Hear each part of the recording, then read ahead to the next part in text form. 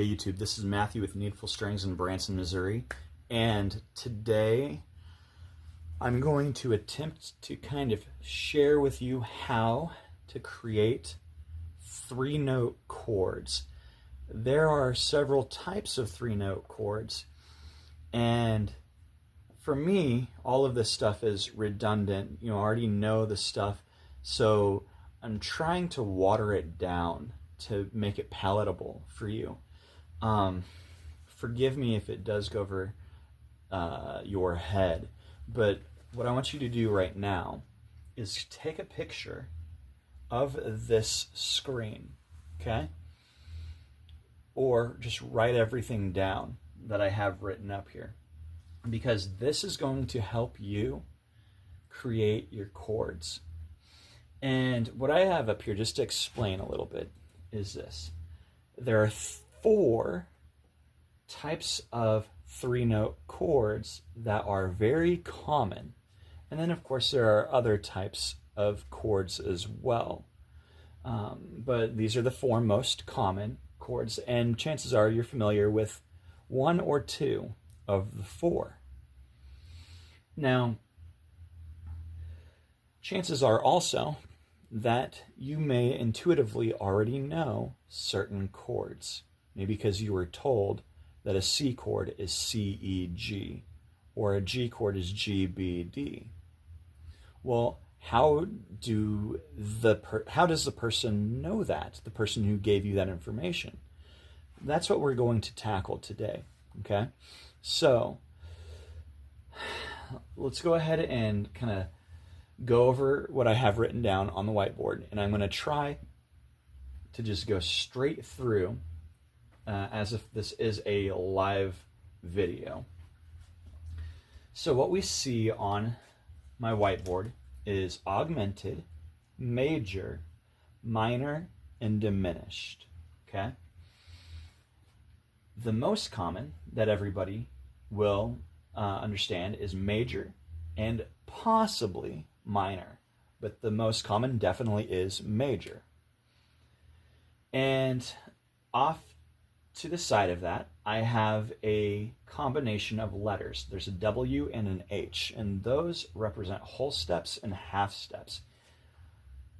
It's kind of like little bits of code to create your chords. And then off to the side of that, we have a 1 and a 3 and a 5. Some of them have sharps and some of them have flats in them. So, I guess the way to begin this is to look at my number line down at the bottom. And you can see that I go C to C. That's 12 different notes right there. Excluding that C there, obviously. It just wraps back around. It's a circle.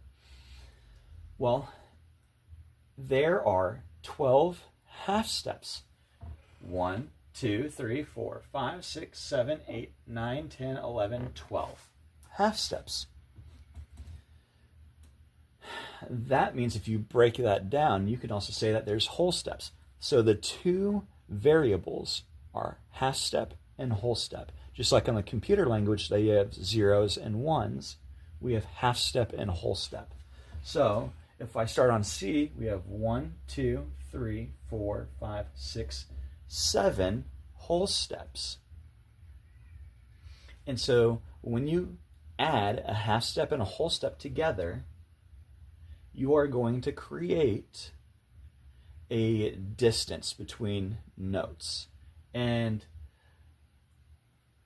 a three-note chord requires two variables to be added together, because I could just say, well, let's just say we're working with a C chord, a C and an E and a G. I could go from C to G and say, oh, well, that's 1, 2, 3, 4, 5, 6, 7 half steps. I could do that, but that doesn't tell me anything. Not to make a three-note chord, that only tells me how to make a two-note chord. And I could just say 7 half steps, or I can use that other variable, the whole step, and make things a lot easier to understand. So that's where these come in. This is a whole plus a whole whole. This is a whole whole plus a whole half. This is a whole half plus a whole whole. This is a whole half plus a whole half. And I'll explain what that all is. Let's just say that we want to work with a C chord, okay? Let's write C down here. I think you can see that on the board. Yes, you can. A C. Let's try to make a C major chord. Well, the variables say in order to get to that next note in the middle, the third of that sequence of 1, 3, 5, I need 2 whole steps. So here's my C, and if I hop over my little sharp and go from C to D, that's a whole step. That's 1. Here's my second one, D to E. So we just took care of this right there, the whole whole. So I'll write E. Now we need to go from E to something else. But what is that something else? Well, we have this next variable, WH, whole half. So we're at the E, we need to make a whole step. So E to F sharp, and then a half step from F sharp is G, right there. C, E, G. What we just did was use 2 variables and created a C major chord. That was major, M-A-J-O-R. Okay. Cool, huh? It's literally that simple. Now we have C, E, G. Well, we could say this is our default. We can say 1, 3, 5 is the default. Well, if we said C, E, G, what if we wanted to make a minor? Well, this is the algorithm. 1 flat, 3, 5. Well, how do you get from a 1, 3, 5 to 1 flat, 3, 5? Well, simply put, you flat the 3. That's literally all you have to do. So you just go down a half step. So that C, E, G now becomes C, E flat, G. What if you wanted to do a diminished chord? Well, you're not going to extra flat that because we already have that as a flat. Here's the 5. It's now become flatted. Well, if I said C, E flat, G flat, well, that's your C diminished chord. Kind of cool how that works there. Let's go ahead and do another chord, okay? Let's do, how about an F, okay? Some kind of an F chord. Okay, there's my F. Let's go ahead and make it an augmented chord. So we know we're going to start with the F. We're going to do this whole half thing again. So we start with the F, and we said we wanted to make an augmented chord, so we have to do the algorithm whole whole plus whole whole. So we're going to work with the first whole whole. F, skip over the F sharp to the G. That's your first whole. Next whole is G to A. So now we know the third letter is an A.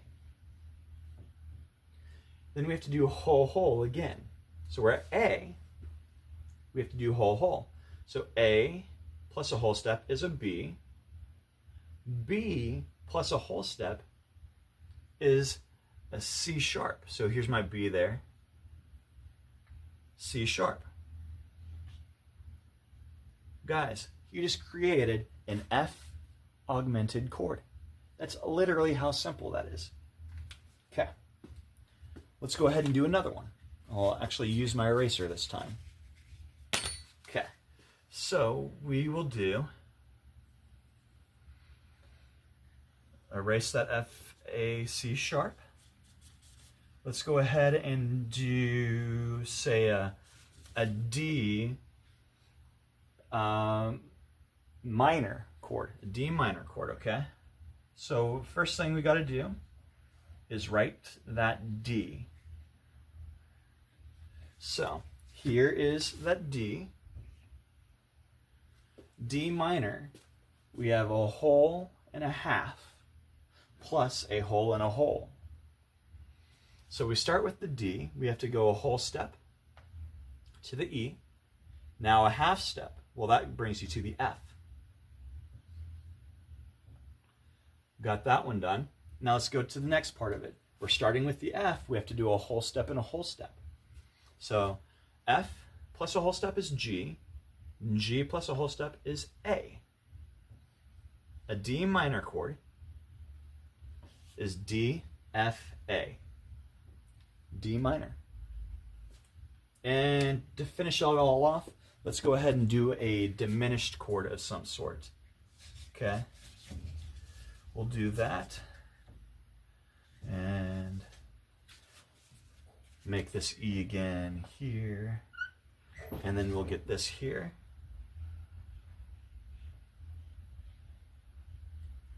Okay. Let's do a G diminished. Okay, so we know we're going to have a G.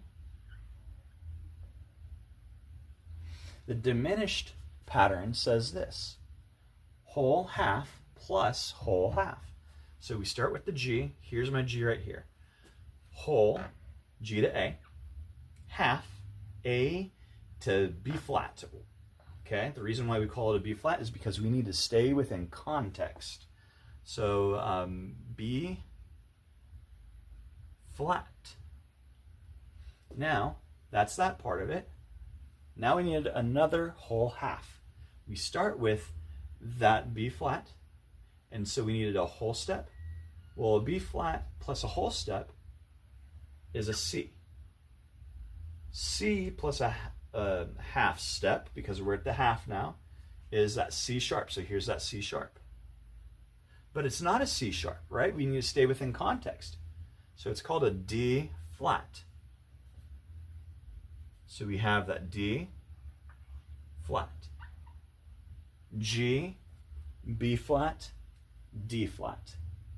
You just made a G diminished chord.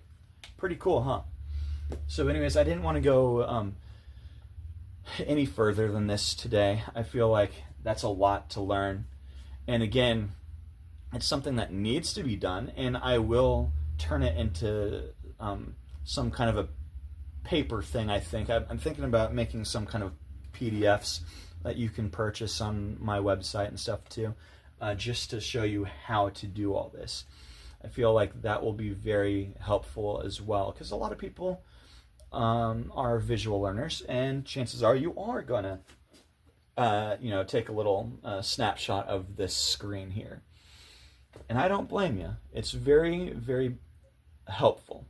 And sometimes it might be daunting at first. But guys, I'm going to go ahead and cut it off here. This is Matthew with Needful Strings in Branson, Missouri.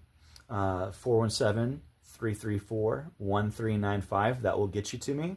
And my website, www.needfulstringsllc.com. Guys, if you have any questions, give me a holler. And have a fantastic, blessed day.